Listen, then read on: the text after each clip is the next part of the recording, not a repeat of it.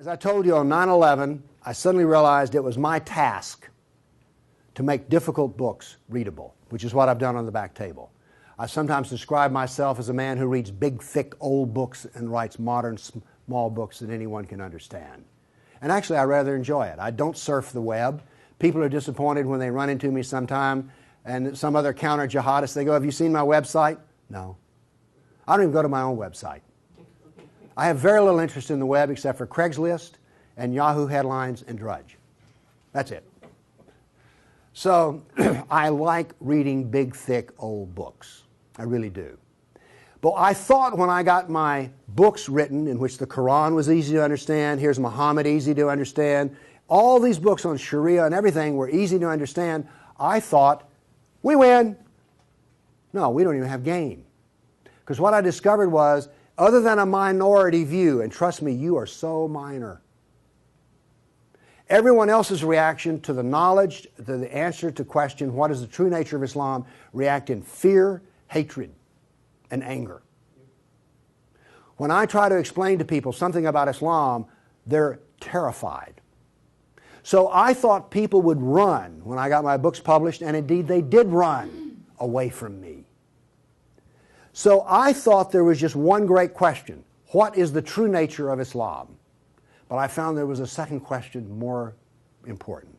Why are we afraid to know Islam? Now, remember I told you about stories? Here's the thing. My books are factual. They work here. But in dealing with human beings, if you're going to make a sale, any salesman will tell you this, the facts are secondary to the feelings. And where you get feelings is from stories, amongst other places. And I began to think about, why is everyone so afraid even though they don't know anything? Well, it turns out they do know little figments of stories about Islam that involve violence. And the knowledge that they were into the slave trade does not come as a shock, really. So, remember I told you that the house of Sufism was like a palace with a smell coming up from the basement? Everyone smelled that smell. They just don't want to talk about it. But it's somewhere deep in the back, almost primordial mind. So, the problem is we don't know the history of Islam. We don't know the answer to this question. This is the world of Islam. How did it happen? You can ask very intelligent people, and they will not be able to give you the answer to this question. How did North Africa go from being European and Christian to becoming Arab and Muslim? How did that happen? And is that an important question? How did the Middle East go from being Christian to Muslim? And is that an important question? I think it's an overwhelmingly important question. All right. Now, to understand how that Islamic world came about, we're going to have to go about and see how Islam entered our world. Now, to do that, Islam entered the world of the Byzantine Empire. We know that in the Sirah, Muhammad's life, his last days were spent killing Christians and subjugating them. After he died, that process continued. So, let's describe the world that Islam invaded. Now, we're told that the Roman Empire collapsed when the German barbarians invaded Rome. You all heard that story? Well, that's false. That is not true. It is wrong. What happened was, after the German barbarian tribes invaded Rome, they set up their own version of the Roman Empire. They retained classical culture. They spoke Roman. They hired Roman philosophers and Roman attorneys to teach their children and to run their schools. They came into the Roman Empire not to destroy the empire, but just to get the goods for themselves. The eastern part of the empire, so-called Byzantine Empire, is over here. Now, this is after the German invasion. The important point is this: there was still a classical empire. It's not collapsed. Then, after the fall of Rome, the Byzantines gradually exerted their political influence till now this was the new form of the Roman Empire. This is the Byzantine Empire, and it is about to be invaded. This is the classical world that Islam invaded. Notice that the classical world is still up and running. It's critical to remember that. It was now weak, but it was still up and running. We're going to see what caused its collapse. Here we see in 25 years, 3 stages of development of the spread of Islam. This is 25 years' work. How is it that the Arabs were able to do to the Byzantine Empire what the Persians could not do in Iran? Here's the answer to that question. It has to do with Iran, actually. The Greeks and the Persians had been having wars since forever. All right? The 300 at Thermopylae, that was about the Persians. All right? Alexander the Great, he defeated the Persians. The Persians kept hammering on the Romans and then the Byzantines, and 25 years before Islam invaded, there was one massive last series of battles that left Persia weak and the Byzantine Empire very weak. Then comes along the Black Plague. 1 person in 3 dies. So the Byzantine Empire, when Islam invaded, had been weakened by a long war with Persia and the loss of 1/3 of its population. The economy had collapsed by 2/3. You think the Obama economy is bad? Try 2/3. So we had an empire that was weak, invaded by people with a mission.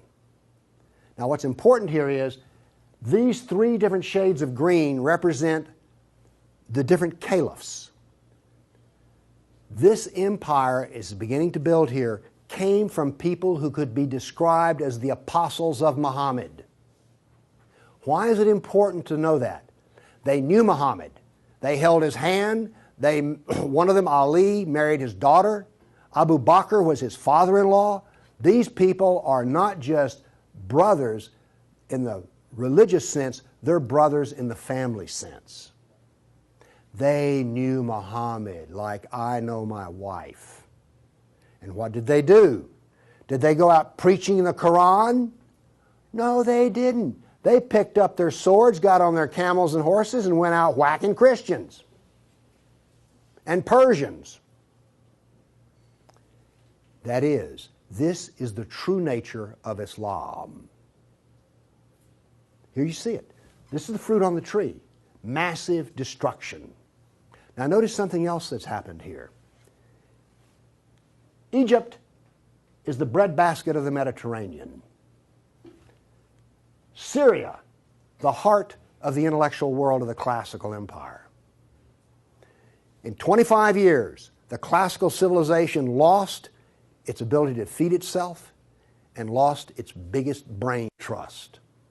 This destroys classical Christianity. Christianity that we have today is a bloody stump of the original Christianity. Why?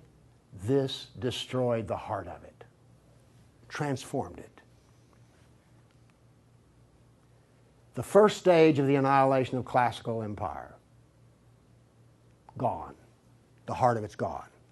Okay. A century later, notice over here in Spain, 750 AD, Spain is already Muslim. This is rapid fire conquest. This is going to become very important because this happened as it were in the life of a nation overnight. This brutal assault is the key as to why we fear Islam.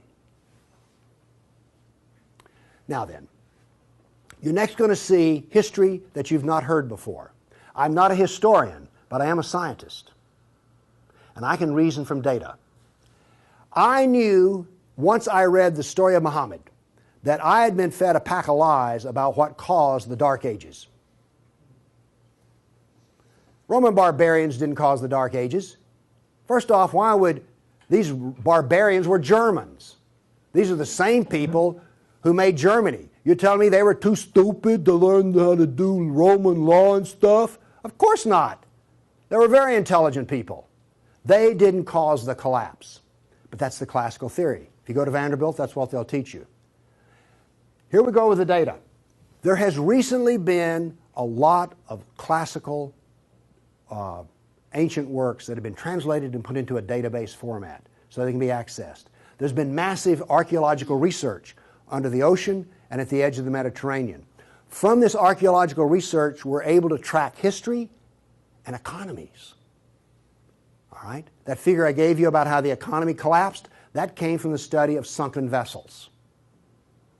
Because if you're not buying much, you know, if 1 in 10, let's say 1 in 10 ships is sunk, that figure's not that high, but whatever. If you see a lot of sunken ships, there was a lot of ships sailing around. When they go down, the economy goes down. So from this data, we know a lot. And this, in particular, the database of ancient documents, gives us 548 battles that Islam fought against the classical world. This is all new information. I've talked with people who consider themselves history buffs, and they go, well, let's see, battles of Islam against Europe. Let's see, we've got the invasion, we got Tours, we got the invasion of at Gibraltar, we've got Lepanto, Gates of Vienna, collapse of... Okay, that's 5. You talk to a historian, and those are the 5 battles they can scratch up. And I remind you, you can have all of these slides if you just send me an email for it. Okay, what does this new data show us? It shows us this. See the white spots? They're brand new battles. They're going to change to red. These are new. Every time, we're going to show you this all over again. Every tick is 20 years. The new battles for that 20-year period come up in white, then they fade to red to show you the history. So white's what's happening right now, red has happened. Let's see how these 548 battles act out over. We're going to watch, in 70 seconds, we're going to watch 1,200 years of conquest. Look how fast this is happening. Bam! Here comes... You didn't know France was hammered that hard, did you? You heard of Tours. Watch what's happening in Spain and the islands. Now, many of these raids or battles, if they're at the coastline, are slave raids. The slaving that took place in here was extensive and went on and on. All of this work is also happening now then. We're now into the golden age of Baghdad. This is the punishment that's being handed out to Christians everywhere. In Spain, after one battle, there were knights' heads were cut off and they made a pile so high that a man on horseback couldn't see over them. All of the European civilization in North Africa is now gone.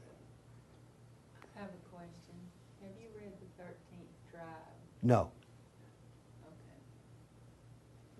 Now, pretty soon, and by the way, there will be a period of time, and you can see the clock running up here, there will be a brief blip of 5 battles that occur in North Africa, the Barbary Pirate Wars. We're on there. Okay?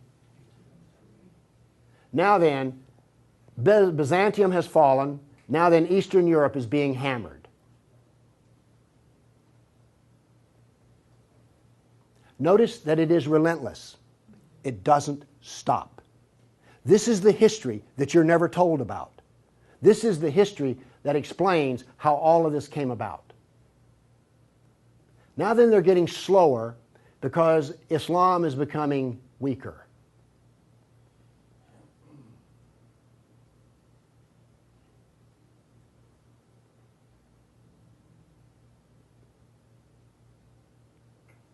Why was it becoming weaker? Corruption. All empires collapse from the inside ultimately. Okay.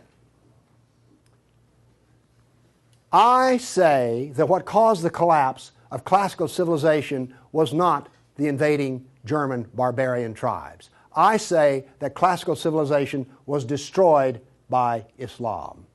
Now comes the question, why do we not want to know that? We're going to answer that question. All right, now I want to give you the headlines. With all those little dots, basically what I've showed you is just quantity. Okay? Relentless, but quantity. Now I'm going to give, we gave you 1,200 years of battles in like 70 seconds. Now we're going to go through in about 4 minutes. I'm going to give you the headlines from each century so you will know the emotional tone of what is happening. All right, 7th century. Muhammad sent Khalid out, the sword of Allah, to the Jazima tribe to offer Islam. They refused. He annihilated every one of them. At the Battle of Oasis in Iraq, for 2 days he spent out rounding up the losers, put them in a dry stream bed, and cut off heads until the stream ran with blood. He then took the captain of the Zoroastrian Persian tribe. His wife was there. He cut off the man's head, let the blood drain into the soil, and raped his wife in the bloody soil. That was one of the companions of Muhammad. This is the nature of jihad. Where did Khalid learn how to do that? From Muhammad. From Muhammad at the Battle of Khaybar. Umar conquered Jerusalem, and every Jew and every Christian became a dhimmi, which is a third-class semi-slave. You're now going to see, for the next few centuries, you're going to see Golden Age.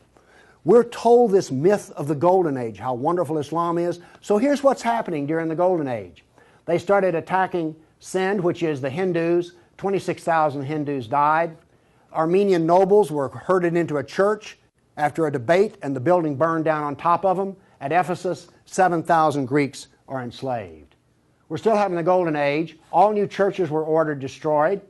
At Amorium, there was massive enslavement of all the Christians. The Egyptian Christians revolt over the jizya, which is the dhimmi tax under the sharia. Churches are burned, vineyards destroyed. 10th century was still in the Golden Age. In Thessalonica, 22,000 Christians enslaved. Christians massacred in Seville. In Egypt and Syria, 30,000 churches destroyed. You have your religion, I have mine. Still in the Golden Age, 6,000 Jews in Morocco killed, hundreds of Jews in Cordoba killed, 4,000 Jews in Granada killed, Georgia and Armenia invaded. In Hindustan, 15,000 killed, 500,000 enslaved. Golden Age, still upon us. In Yemen, the Jews are given the choice of convert or die. The Christians of Granada are deported to Morocco. And in India, cities are destroyed under the order convert or die. In one town, 20,000 Hindus became slaves. Still the Golden Age. 50,000 Hindu slaves decided to get freedom by converting to Islam. A new 20-year campaign created 400,000 new Muslims out of Hindus. Buddhist monks butchered, nuns raped. In Damascus and Safed, mass murder of Christians. Jews in Marrakesh massacred. Tabriz, forced conversion of Jews. Still, we're in the Golden Age. There are riots in Cairo. Churches are burned. Jews of Tabriz are forced to convert. Tamerlane, one of the most evil men who ever lived, massacred 90,000 Hindus in one day. 30,000 in another battle, massacred in cold blood. Another Muslim leader takes 180,000 Hindu slaves. Oops, we're out of the Golden Age. See if you notice any change in tenor. Tamerlane destroys 700 villages in India. Now then comes He then turned to Iraq and annihilated the Nestorian and Jacobite Christians. The Nestorian Christians, half of the Silk Route in China was Nestorian Christian. The Nestorian Christians had emissaries and missionaries in the court of China. Afghanistan was partly Christian. All right? Gone. This is part of the destruction of the church that no one knows about. 700 years of attack, they finally destroy Constantinople. 16th century, the son of Tamerlane destroys temples, forced conversions. 2 of his generals built 2 towers of human heads. Once again, you couldn't see over them. And then noble women, Hindu women, started the practice of sati, which was mass suicide in order not to be sex slaves inside of the Sultan's harem. 17th century, Jews of Yemen and Persia forced to convert, forced conversions of Greeks. The Zoroastrians are persecuted in Persia, and over 500,000 killed Hindus. 18th century, more Zoroastrian persecution, Jews of Jeddah expelled, Jews of Morocco massacred, Hindu persecution continues. 19th century, more forced conversion of Jews, Jews of Baghdad massacred. Oops, 250,000 Armenian Christians slaughtered in Turkey. Now then, in Persia, the Zoroastrians are completely annihilated. 20th century, over 1 million Armenian Christians killed. 1 million. So you now not only know the number of battles, you now see the tenor of what's going on. You now know quality and quantity. Do you get the drift on how bad this was? Now then, the establishment doctrine is that we've already told you classical collapse had nothing to do with Islam, and indeed Islam was a source of good because the hillbilly Europeans lost their classical learning and the shrewd, smart Arab Muslims preserved all the knowledge in the Golden Age. This is what is taught in our schools. I maintain that it was annihilated by Islam. Okay, we've been talking about land here. I now want to talk about water because classical civilization was based upon the Mediterranean Sea.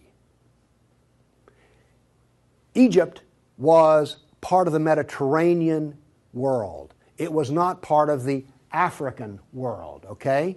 Because to go from Alexandria, Egypt to Nigeria was a lifetime. But you could get on a ship and be there in 10 days. Does this make sense? It was cheap transportation. You could haul a ton of grain from Egypt to Rome as much as it cost 75 miles by ox cart. This is important. I'm going to be driving back on the interstate after I finish talking here. I do not expect to be attacked or shot at on the way. I presume that the interstate is safe travel. It used to be that way under the Roman peace. That ended. The importance of naval work, as many as 500 boats could be in the harbor of Constantinople. The collapse of the freedom of sea. Let me show you something. Now we know this from history, the data. Rome used to communicate with France by boat. After Islam, they went overland through the Alps. Why did they do that? There was no longer freedom of the sea. Here's interesting. The Black Plague was a known problem in the Mediterranean. It used to take 4 months to get from here to Constantinople because there was sea trade back and forth. Well, that was eliminated. So now then, when there was an outbreak of the Black Plague, it went from harbor to harbor, all around here, and it took 4 years to get to here. Do you see the point I'm making? There was that little freedom of trade. As a merchant striking out to do business, you could wind up with your ship gone, your goods gone, and you're in chains, enslaved. By the way, this cuts down a lot on commerce. A brag. The Christians couldn't float a plank on the inland sea. What did this do? It isolated Europe and impoverished Europe. So, you know the business of the Barbary pirates? You know the business of the Somali pirates? Same. It is Sunnah. It is Sunnah, the way of Muhammad. There's a famous hadith which is repeated endlessly in which Muhammad awakes in a dream and he sees his jihadists sailing the inland sea. Islam always practices, where possible, economic warfare. Muhammad attacked caravans. What was attacked in New York? Ooh, Trade Center. This, economic warfare. I am an admirer of Islamic civilizational war methods. They're superior to everyone else's thinking in war. They use everything for war. Everything, including the womb. This was an economic jihad. There were 3, you've heard of the Dark Ages? Well, there were 3 Dark Ages. One in Europe, one in Turkey, one in North Africa. You weren't told that, were you? Wonder why. Here we see some ruins. What's the importance of these ruins? Well, they're up and standing. What happened to all the ruins in Rome? Well, the people who were still living there used them as quarries.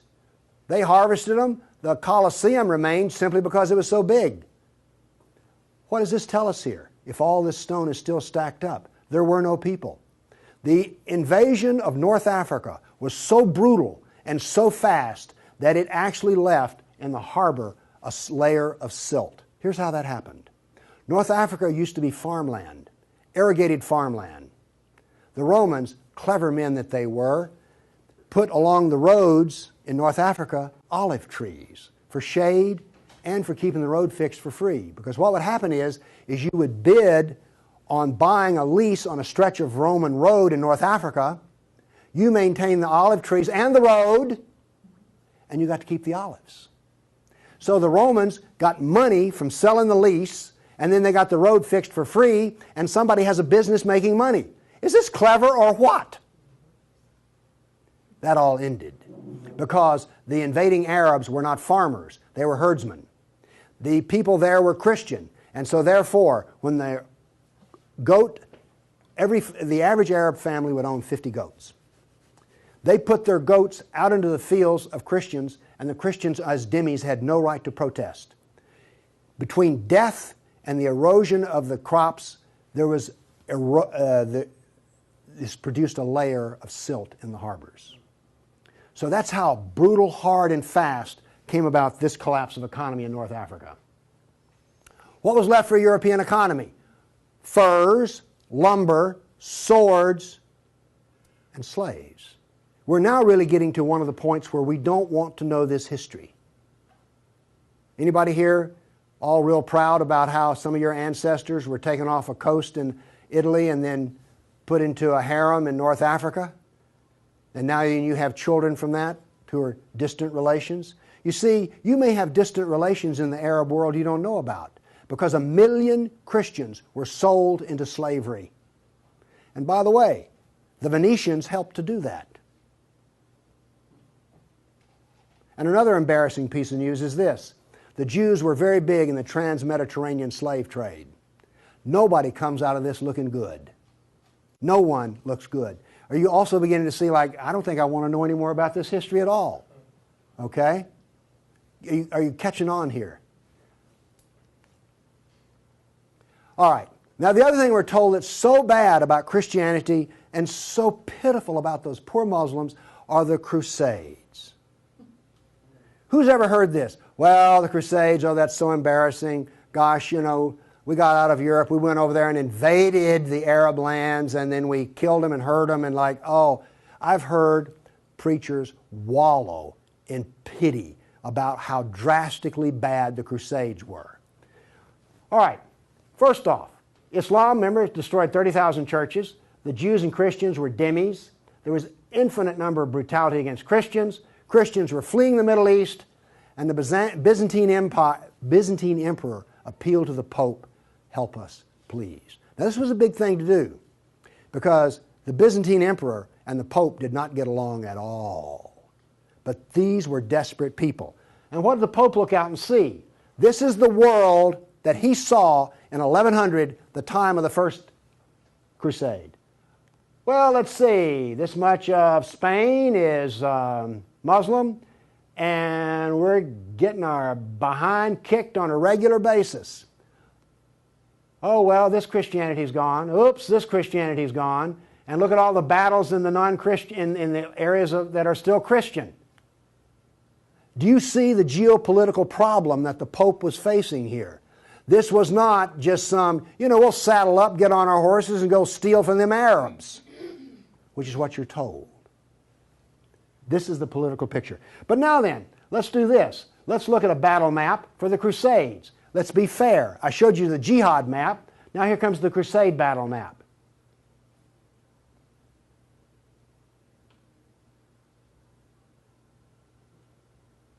We're almost done. That's it. Now we're told that the Crusades are the moral equivalent of jihad. And therefore we need to be ashamed and whine and cry. All right. The Crusades were defensive, lasted 300 years, and the last one was over 800 years ago. All the jihad was offensive, lasted 1,400 years, and it's happening right now. In all probability, some Christian is being slaughtered in Nigeria today. Now, Is this moral equivalence?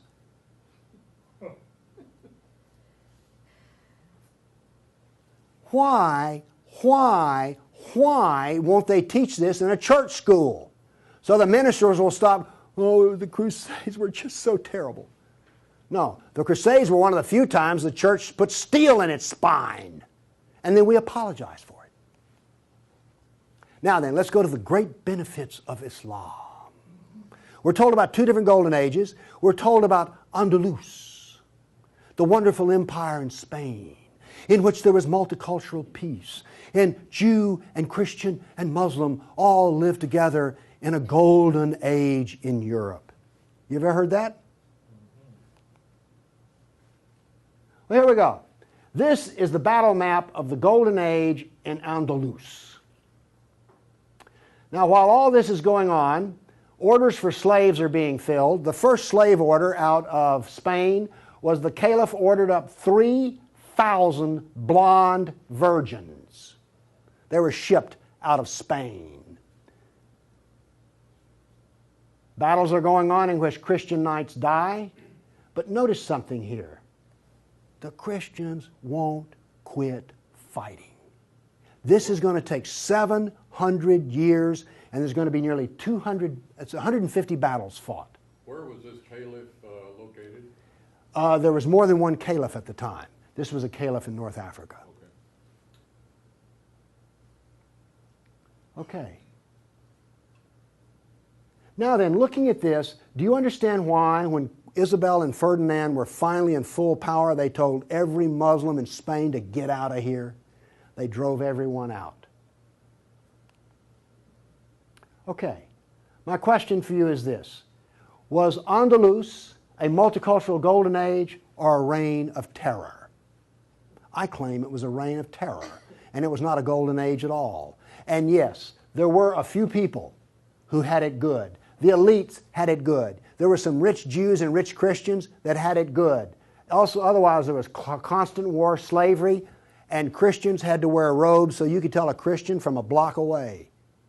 And a Christian couldn't carry a sword, and they paid special taxes. And then we come to the question, why are we told this story? Now we have the Baghdad Golden Age. Here we go. This is all the battles that are fought during the period of the Golden Age in Baghdad. Now, not only are they as busy as they can be killing Christians, but they're also busy establishing the Sharia doctrine. They're also busy establishing the Hadith doctrine. And they're also busy in doing things like slave trading. You know all those exotic photo pictures you've seen of the harem? They're sort of pre-Playboy sexy, beautiful women in gauzy outfits.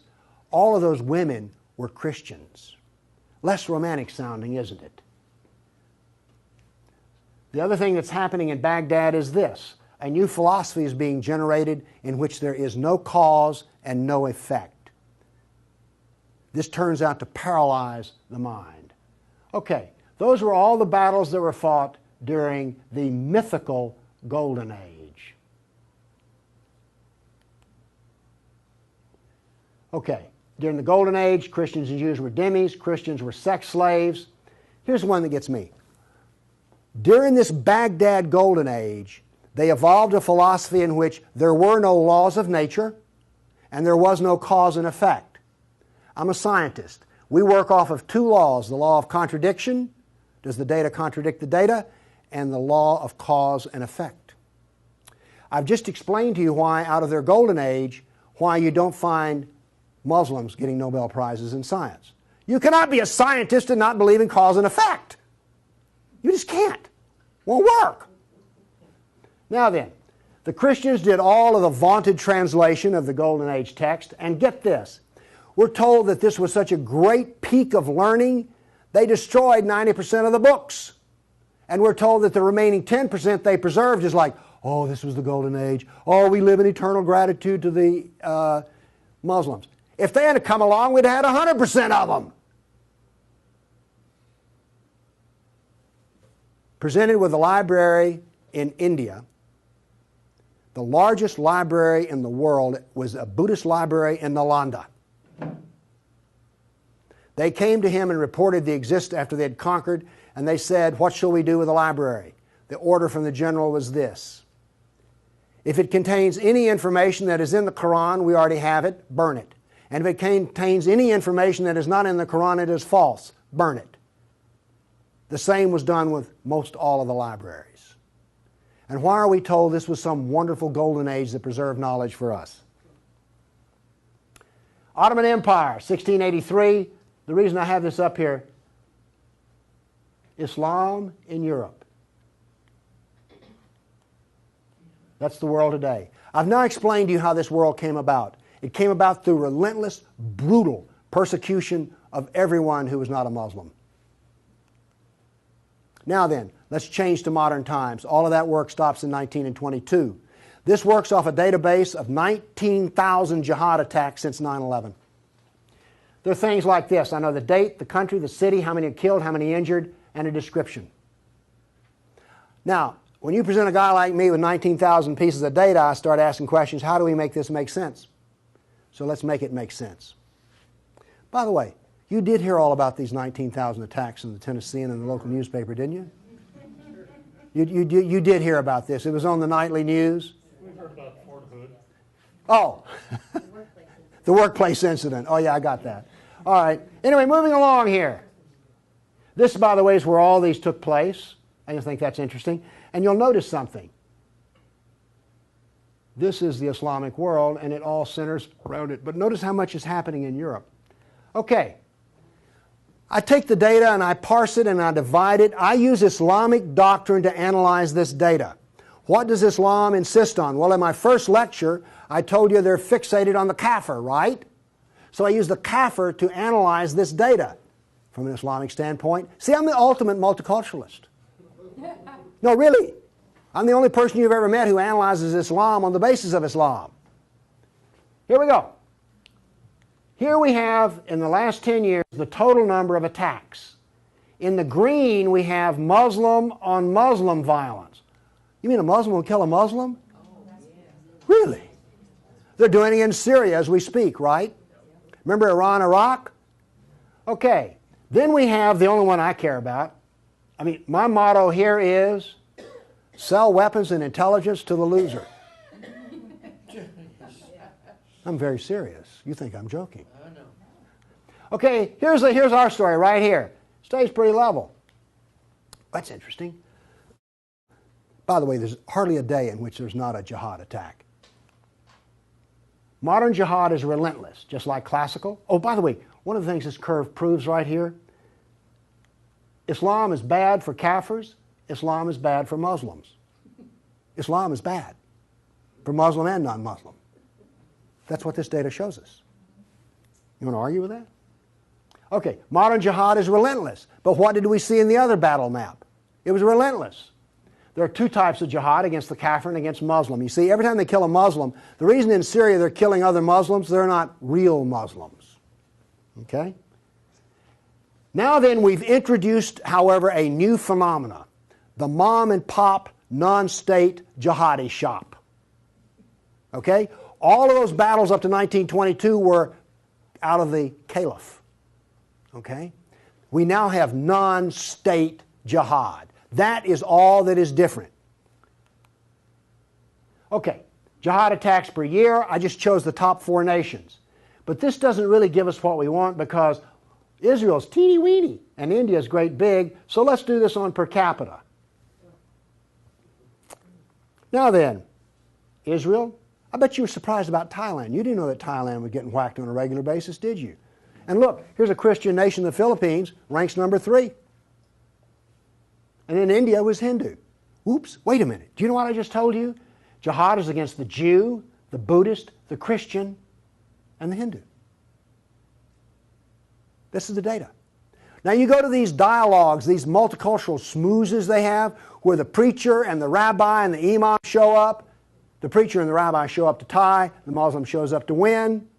And then what does the Muslim tell them? Oh, the Christians and the Jews, they're people of the book. Oh, we're brothers in the religion of Abraham with the Christian and the Jew. You know, we're practically the same. We're brothers in Abraham. How's that stuff work out? Well, here's one of your people of the book. Here's another people of the book.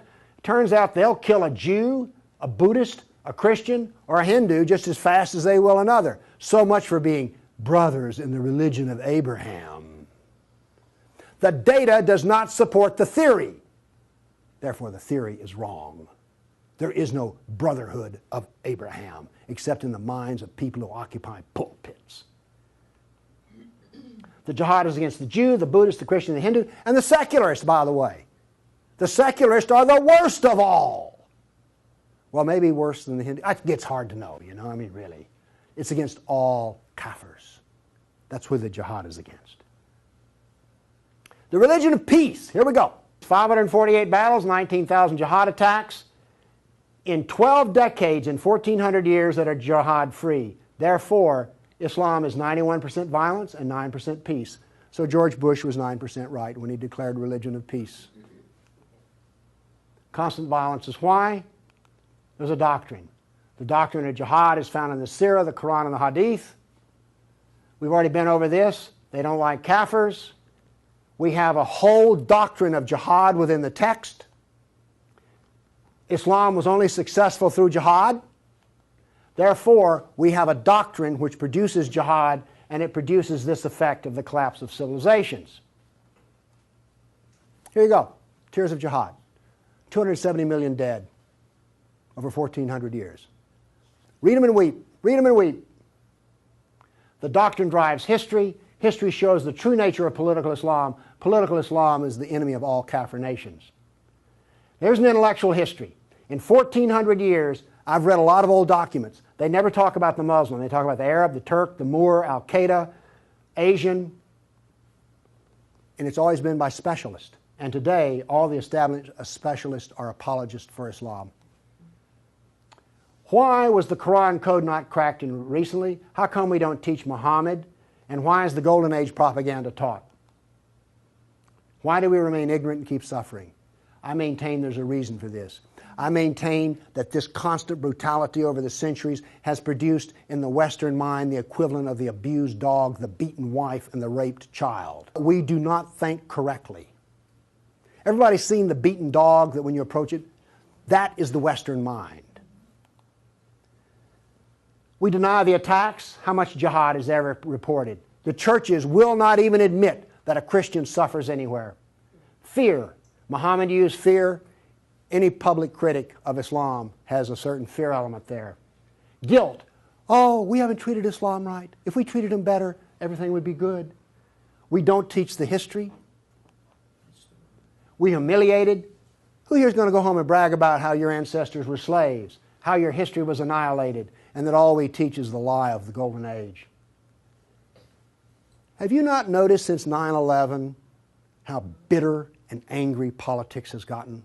The reason is we're not allowed to get angry at the enemy, so we get cranky with each other. We're powerless. Anybody want to debate about this? The abuser. Muslims will not admit they sold a single slave or ever killed a person. They're arrogant and self-confident. Islam is perfect. Word Islam means submit. They expect submission out of us, and they get it. Islam is the victim. After 9/11, I heard this. The real victims of 9/11 were the Muslims. You heard that anywhere? After 1,400 years of jihad, brutality, enslavement, theft, deception, rape, annihilation, and insults, the Kafir mind has become identical to that of an abused victim. Our only solution is to face our history and welcome it and embrace it. This is exactly the way we will heal our nation, is the way we heal a person who's been brutalized. You have to go back to the original event. And this is why we are afraid. Thank you.